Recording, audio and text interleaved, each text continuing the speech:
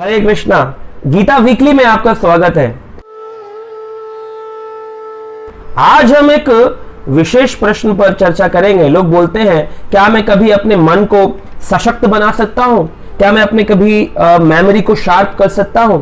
आइए सुनते हैं भगवान श्री कृष्ण ने अर्जुन को गीता के 3 अध्याय के 42 नंबर श्लोक में इसी बात को समझाया है।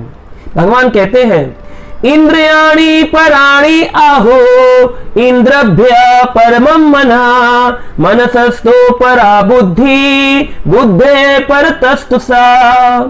भगवान ने 4 चीजों का वर्णन किया इस श्लोक में। इसको 4 भाग में बांटा जाए। इंद्रियाणि पराणि आहो, इस संसार में सबसे ज्यादा हमारे शरीर में शक्तिशाली हैं इंद्रियां। 5 ज्ञान इंद्रियां हैं। ये आंखें, ये नाक, ये जिह्वा, ये कान और ये त्वचा। ये 5 सेंस ऑर्गन्स, नॉलेज एक्वायरिंग, जिनसे हम ज्ञान लेते हैं। इंद्रियाणी पराणी आहु, ये सबसे श्रेष्ठ हैं। इस पूरे शरीर को खींचती हैं। गाना सुनने के लिए कान खींचते हैं, फिल्में देखने के लिए आंखें खींचती हैं, सुगंध पाने के लिए नाक खींचती है, स्वाद चखने के लिए जिह्वा खींचती है, स्त्री पुरुष आपस में संसर्ग करने के लिए, स्पर्श करने के लिए ये त्वचा खींचती है संसार में। तो इस तरह से इंद्रियां सबसे शक्तिशाली है हमारे शरीर में। उसी प्रकार से लेकिन इंद्रियों से भी शक्तिशाली कौन है? इंद्रियाणि पराणि आहु इंद्रभ्य परमं मनः, मन इन इंद्रियों से श्रेष्ठ है। मन इन 5 इंद्रियों को वश में कर सकता है, लेकिन मन अगर वश में ना हो तो फिर ये 5 इंद्रियां भी वश में नहीं होंगी। और मन से ऊपर क्या है? मनः परतस्तु बुद्धि, बुद्धि जो है ये मन से श्रेष्ठ है। बुद्धि जो इंटेलिजेंस जिसे कहते हैं, मन को कहते हैं माइंड और बुद्धि को कहते हैं इंटेलिजेंस। तो इंटेलिजेंस जो है ये हमारे माइंड से भी ज्यादा श्रेष्ठ है। और इंटेलिजेंस से भी ज्यादा, बुद्धि से भी ज्यादा श्रेष्ठ क्या है? बुद्धे परतस्तु सा, बुद्धि से परे क्या है? परतस्तु स मतलब आत्मा, सोल, यानी कि हम। अब इसको एक उदाहरण से समझते हैं। जैसे एक रथ है, उस रथ के अंदर 5 घोड़े हैं। उन घोड़ों को खींचने वाली एक लगाम है और लगाम को खींचने वाला एक सारथी है जो कि एक रथ को चला रहा है, और सारथी के पीछे बैठी सवारी रूपी आत्मा। अब रथ जो है ये शरीर है, 5 घोड़े ये 5 हमारी ज्ञान इंद्रियां हैं, और जो लगाम है ये हमारा माइंड यानी मन है, और सारथी यानी कि बुद्धि है, और उसके पीछे बैठी जो हमारी सवारी है यानी कि वो आत्मा यानी कि हम। इस शरीर रूपी यंत्र आरूढ़ी माया, इस माया रूपी यंत्र पर आरूढ़ होकर के एक आत्मा यात्रा कर रही है, जन्म से मृत्यु की यात्रा, और 5 घोड़े जो है इंद्रियों के वो उन्हें खींच रहे हैं। अब समझने वाली बात यह है कि मान लीजिए ये शरीर एक फैक्ट्री के समान है, एक उदाहरण ले रहे हैं, फैक्ट्री के समान है। इसके अंदर आत्मा मालिक है और बुद्धि उसका पुत्र है और मन उसका जनरल मैनेजर है, और उसमें जो 5 इंद्रियां हैं वो वर्कर्स हैं। अब अगर मालिक सो जाए, अगर उसका पुत्र सो जाए, वो ध्यान में रखे फैक्ट्री का, तो जो जनरल मैनेजर है मन, वो पावर ऑफ अटर्नी अपने नाम करा सकता है और फिर वर्कर्स को वो करवाएगा जो वो चाहता है।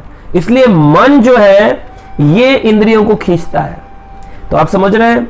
और रथ में अगर सारथी सो जाए, सवारी कुछ गाइडेंस ना दे, तो लगाम ढीली हो जाने पर इंद्रियां भागेंगी। तो इसलिए सारे संसार का जो गड़बड़ हो गया है, इसलिए कि मालिक रूपी आत्मा और बुद्धि ये दोनों सो गई हैं। आत्मा वैसे सोती नहीं है, आत्मा सच्चिदानंद है, लेकिन माया रूपी आवरण ऐसा आया है, इंटेलिजेंस के सो जाने पर आत्मा तक हमारी वाइब्रेशंस, हमारी चीज पहुंच नहीं रही है, और इसलिए मन अपनी इच्छा अनुरूप घोड़ों को भगा रहा है।